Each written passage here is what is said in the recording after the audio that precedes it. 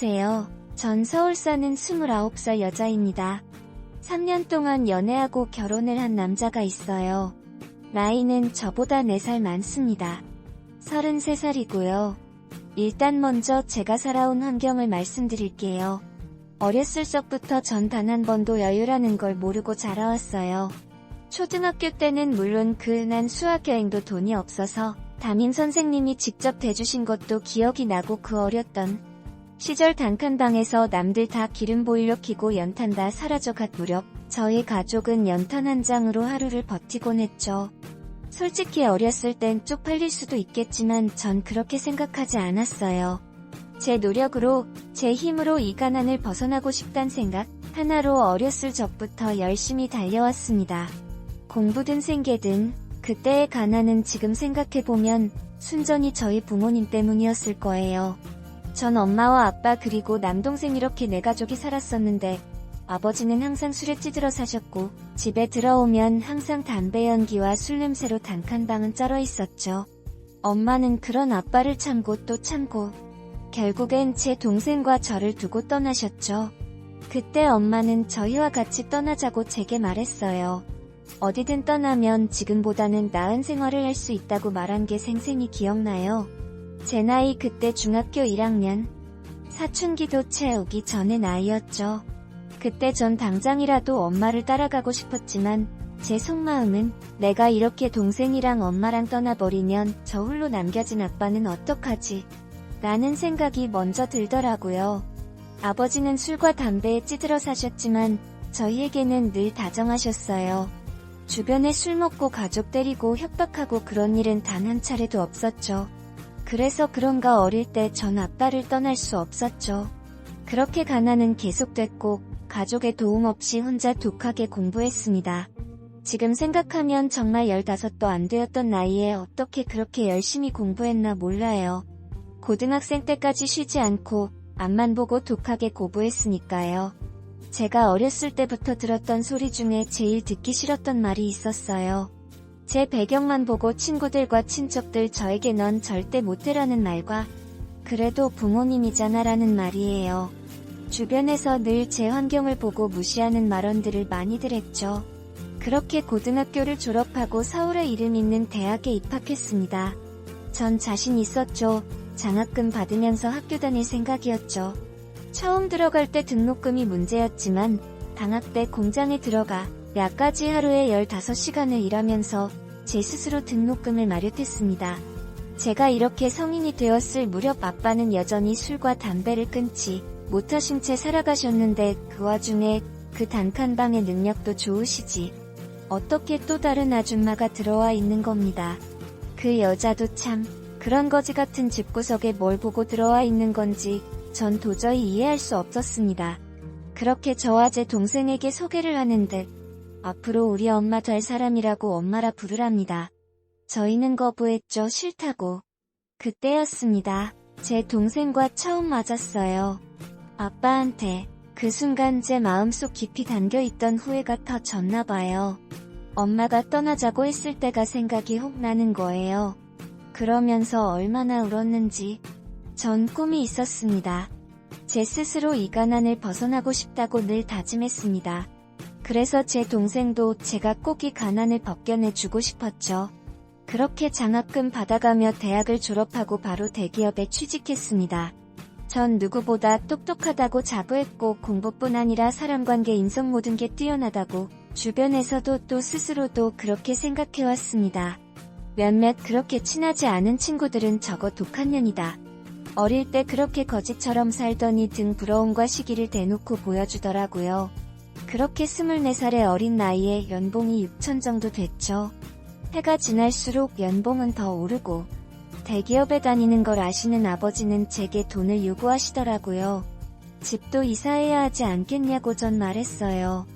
여태 제가 이렇게 혼자 노력해서 이 자리까지 왔는데 아빠는 도대체 제가 이렇게 지낸 세월 동안 뭘 하셨단 거죠? 솔직히 예전에 제가 맞지만 않았어도 이렇게 모질게 하진 않았을 거예요. 엄마 없이 자란 저와 제 동생을 스스로를 위로하며 외롭게 자란 저의 남매를 방치한 아빠가 더더욱 미워지더라고요. 그렇게 전 회사 생활을 하며 열심히 돈도 모았습니다. 보통 동료 직장들 보면 입사하자마자 대출 받아서 차 사고 대출 안 받아도 2년 차만 돼도 차는 기본으로 깔고 다니더라고요. 저는 굳이 차가 필요한가? 지하철이란 엄청 편한 교통수단이 있는데 굳이 돈도 아깝고 살 이유가 없었죠. 그 돈 다 저축했습니다. 어려서부터 가난한 게 습관이 됐는지 돈을 벌었으면 쓸 줄 알아야 하는데 그냥 다 아까웠습니다. 제 입으로 들어가는 음식들, 제가 입는 옷들 전부 아꼈죠. 그렇지만 제 하나뿐인 남동생에게만큼은 뭐든 해주고 싶었어요. 어떻게 보면 여태까지 버틸 수 있었던 건 동생 하나만 바라보고 이 자리에 왔던 거니까요. 그래서 그런가 동생도 졸업하고 잘 자라줘서 지금은 좋은 대학 가고 군대 다녀와서 초업 준비 중에 있어요. 군대 있을 때 매달 50만원씩 용돈 보내줬는데 제대하고 나서 저한테 1000만원을 주더라고요. 누나한테 받은 돈 허투루 쓰지 않고 꼭 필요한데 쓰고 싶었다고. 근데 꼭 필요한 순간이 이 돈은 제가 결혼할 때 보태 쓰라는 동생의 말이었습니다. 이런 동생을 제가 어떻게 안 좋아할 수 있겠습니까? 그렇게 지내오다가 회사 동료랑 우연히 술자리를 같이 하다가 만난 남자가 있었습니다. 호감이 갔죠. 무엇보다 대화가 정말 잘 통하더라고. 그렇게 연애를 시작하게 됐고 연애 3년차 저희는 결혼을 약속했죠. 남자친구의 부모님은 저희와 반대로 어머니만 계셨었죠. 외동아들의 시어머니 혼자 키우셨단 거죠. 혼자 키우신 것 치고 생각보다 부유한 환경을 갖추고 계셔서 조금 당황스러운 건 사실이었습니다. 수려한 외모에 맞지 않은 젊음 엄청 고우셨어요. 정말 곱게 절한 사모님 느낌이었죠. 그렇게 인사를 드리고 시어머님께선 저를 마음에 들어 하셨습니다. 저희 부모님들에겐 소개해주지 않았어요. 해도 어차피 돈만 보고 달려들게 뻔하니까. 그렇게 저와 남편은 결혼을 했습니다.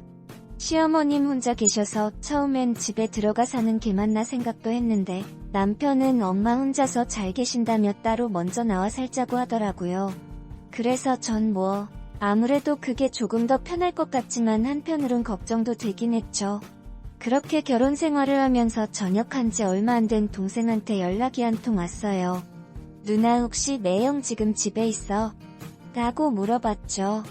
아니 오늘 회사 사람들이랑 회식 있어서 늦는다고 말했죠. 그러자 동생은 놀라지 말라며 절 진정시키고는 친구들이랑 놀고 있는데 유흥가 근처 업소에서 매형이 다른 여자랑 밖으로 나와 모텔이 들어가는 걸 목격했다는 겁니다. 전 당장 집 밖으로 뛰쳐나가 동생이 있는 곳으로 갔죠.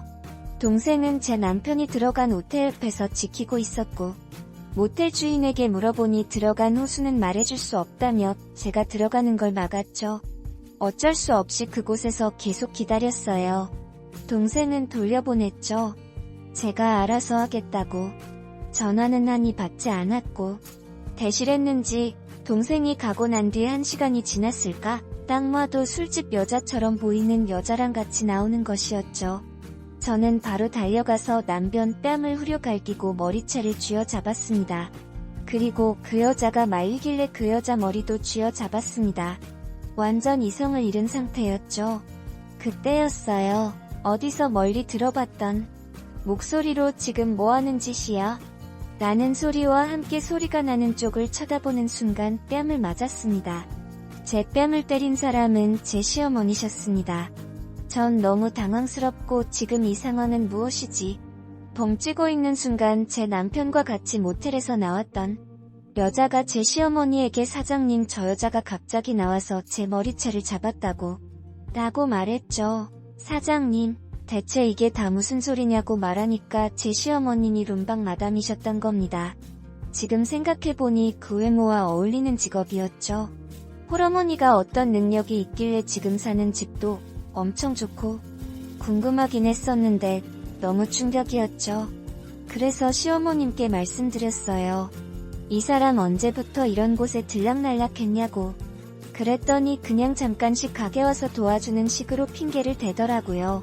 이 아가씨랑 같이 나온 것도 손님이랑 있다가 제 남편이 마중 나온 거라고 하니 그럴 왜 제 남편이 하고 있고 그걸 또 믿으라는 게 진짜 사람 바로 앞에서 바보 취급하는 것도 아니고 그 불륜녀는 제가 와이프인 거 늦게나마 알았는지 남편이랑 찍소리도 못하고 있더라고요.